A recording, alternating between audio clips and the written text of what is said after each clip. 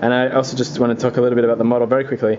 This was the first time I've ever used the Thraka Green GW wash, so I'm really, really excited because this is only a 2-process paint job at this point.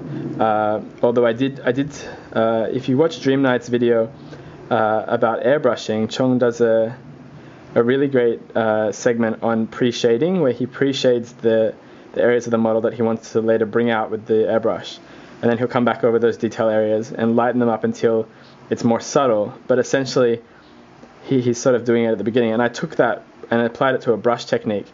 I base coated, and man, can I just say, girl painting, and I think Les and other painters who generally paint base coat and prime in black, that's incredible. I had to go at this guy maybe 5 times with a really thin, nice green coat of base coat to build it up, to cover up that black primer, and it was tiring.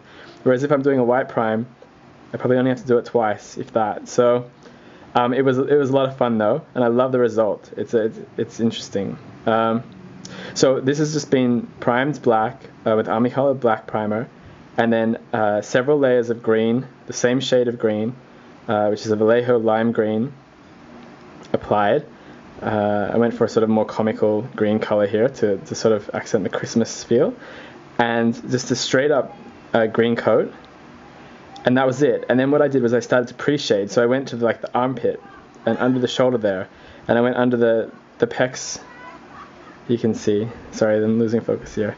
I went under the pecs, and I went on the inside of the arm there, on the right arm, and under the chin. And then on the back, you can see under the back muscles. And what I've done there is just get a darker color of my lime green with a little bit of olive mix in it, and a little bit of a flat green mix. And I've just pre-shaded, and I've sort of blended, a bit of blending, maybe 2 or 3 layers of blending.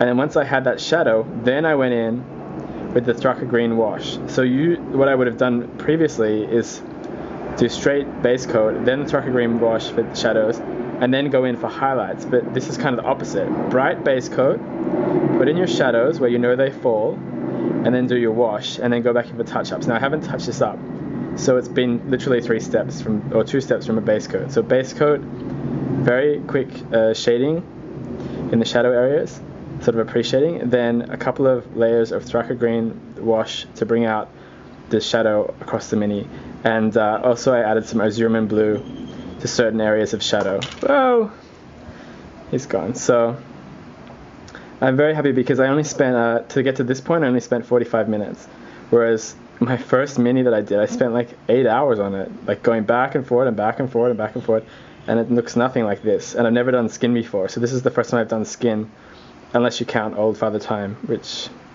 I don't really count. So I might go back and redo Old Father Time's face. Anyway, it's my first attempt at skin. This is my little grot from my Joyride diorama, and it's using a sort of paintbrush applied pre-shading technique before the wash. Thanks for watching.